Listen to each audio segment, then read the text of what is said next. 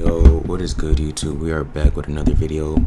This one's gonna be super short, not too much to talk about. Yep, not too much to talk about. So coming into this morning, we had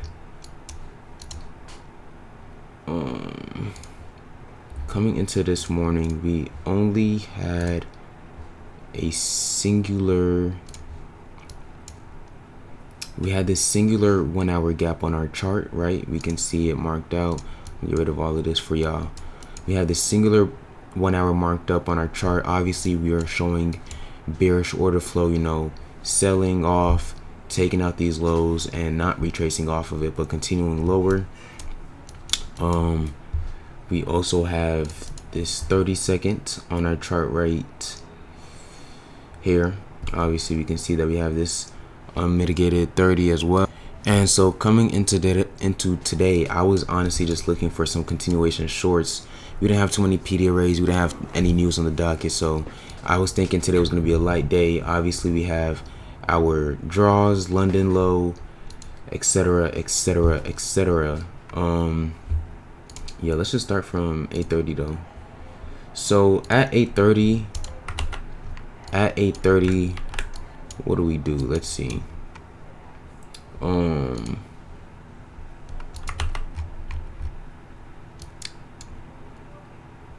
Okay, and aside from this 1 hour gap, we also have this 1 hour gap right here, right? So we have two 1 hour gaps on the chart, and that is it. Obviously we can see that the 1 hour gap is marked out with this trend line right here, so let's just move it further along, right? And honestly, coming into or at the open, we have a Judas short, right? We manipulate higher, and we get this nice V shape out of it, a nice Judas, and I get stop break even. And it runs to my Asia low and past sell side, and I missed the play today. Yep, that's it. I hope the boys caught a dub. If not, now I'm playing. This is the play I wanted. Judas shorts, nice delivery, and I just got stopped at break even, which really sucks. In hindsight, like right after I got break even, I was wondering whether this was a proper break even placement. Obviously, we do end up sweeping out this low, so technically it is, but it's just too close. I mean, 24 points isn't too close. I don't know. It's not the traditional break even for me. So in hindsight, I was kind of stuck on whether I should have went break even or if I should have just let this rock out. But yeah, I think this was obviously play today, maybe play a week. And I saw a lot of people take this trade. I took it. Obviously, I got break even, so that was pretty disappointing. After that though, we do get a sweep of this low, and we did tag into a hourly bullish gap. So if you were looking for longs, you probably could have found some longs within this range. I didn't see the hourly gap, and I honestly wasn't looking for any type of longs today. So I wouldn't have taken longs regardless. Right after we end up sweeping out Asia low, we also did end up creating a 15-minute gap tap. So now, once again, my bias for today was shorts or bearish. So I was looking for some type of continuation shorts, right? We have this gap right here, all the way to where I literally cannot see. All right, it's right here, right? So potentially looking for consequent encroachment of this gap to get hit, and then continuation shorts to the downside, right? So obviously something we've always seen, internal to external, right? But that's not what happens. We actually end up fully inversing the gap. Now, a lot of people would see that we inverse the gap and would immediately switch bias. Once again, we're coming out of an hourly bullish gap. Got a nice V shape, inverse the 15-minute bearish. But I was so bearish that I didn't really care that we inversed this gap. Also, at the time, I didn't like the inverse. I didn't think it was a clean inverse. Obviously it's a clean inverse, but after we finish inversing, we just chop around lackadaisically. And so I wasn't bought in by what the bulls were selling. You feel me? I didn't believe in the inverse. I was still overall bearish. We would have been coming once again out of a 1 hour fair value gap. We put in a bearish SMT with ES at the time. Let me check if ES also had that hourly or if it did not. No, it didn't. Or, I mean, technically we did. It's tiny though. It's super tiny. I can't even draw this out. It's like that. And then there's another one right here. So we did, yeah. So tapped into a hourly bearish gap on ES and NQ, and we created an SMT. I didn't like the way the inverse looked. I was still bearish, you know. Everybody might be looking for longs after we flipped it, but I was looking for my shorts still. You know, it would have still qualified as continuation shorts. And so we get this accumulation period right here. And I was honestly, right after we finished accumulating, right, I wanted to manipulate higher, you know, just so we can get that classic AMD where we manipulate higher, probably take out the highs within the 1 hour, and then, you know, give us a full delivery.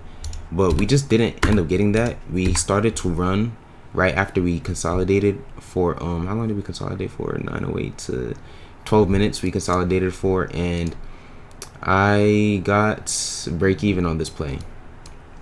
I got break even on this. I not break even. I took a loss on this play is what I meant. I took a loss due to the fact that I'm not going break even here. I probably would have went break even at these stack lows. I wasn't gonna go break even off any regular candle, but I took a loss right here. But we can see that price still doesn't want to go higher. You know, if we were going to be super bullish coming out of a hourly bullish gap with a liquidity sweep of a session low, you know, we should be displacing higher with speed. We shouldn't be chopping around, and this will not be the only delivery, right?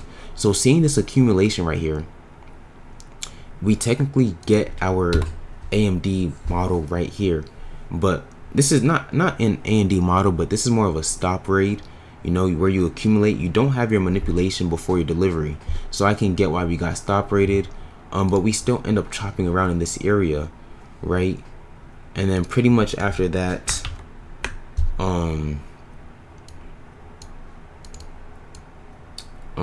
we get a sweep of this internal high. Sorry, I be trying to recollect this from 8:30 in the morning. So we get a sweep of this internal high right here, and then we get you get your full delivery. Honestly, this bullish gap is still technically not intact, but this is the bullish gap that, you know, originally created. What am I saying right now? Hold on, y'all. What I was going to say is that this is the only notable gap on the 1 minute time frame. If we go down to the 30-second, obviously we have this gap that you probably could have taken shorts off of. I don't know if I would have taken. I mean, I was done after that play, I believe. Yeah, I was done. And we kind of run. You know, we take out these lows that we put in, and we just. I mean, I wasn't looking at market at this point, but we actually do run. Do we? Or not run, but we deliver, I should say. You know, and this is a 100 point delivery on its own, so it's like that's still super valid after you get this stop rate. So if you were to now take this 30-second with your new stop here, you know, you actually get a full delivery. Or maybe not here, I don't know where your stops, or I don't know where your take profit is, because I don't know, you probably trailing stops or moving stops and profit. So, and you actually do sort of, you don't get a full delivery, but you kind of get a full delivery. You know what you know what I'm talking about, man.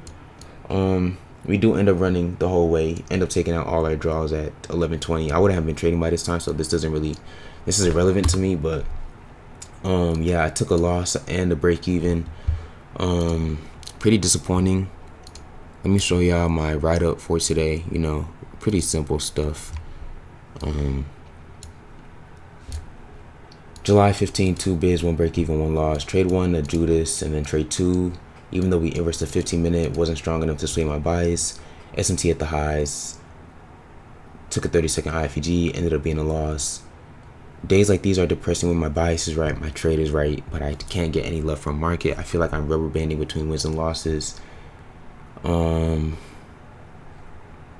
Yeah. So I did end up blowing another account off this play. I now am down to 3 accounts. So it's like we're damn near playing like Fear Factor, like what's a game show where you're eliminating a contestant every night? I don't know. But Monday we had 4 accounts, or we had 5 accounts I think, and we've lost an account every single day this week. We are down $600 on the day. We are down $600 on the day. Let me open this for y'all real quick. Apply. Like, yuck. This is yucky. Let me show y'all this real quick. This is pathetic, man. This is truly pathetic. I really have no words for this. Down 2K on the day. This is like, compared to July, which I can't even show y'all my June, obviously, but compared to June, like, we're just having a horrendous month, I should say. You know, we've essentially lost everything, all the progress we've made in the month of June. But yeah, we gotta get back to what our foundation is, our identity is.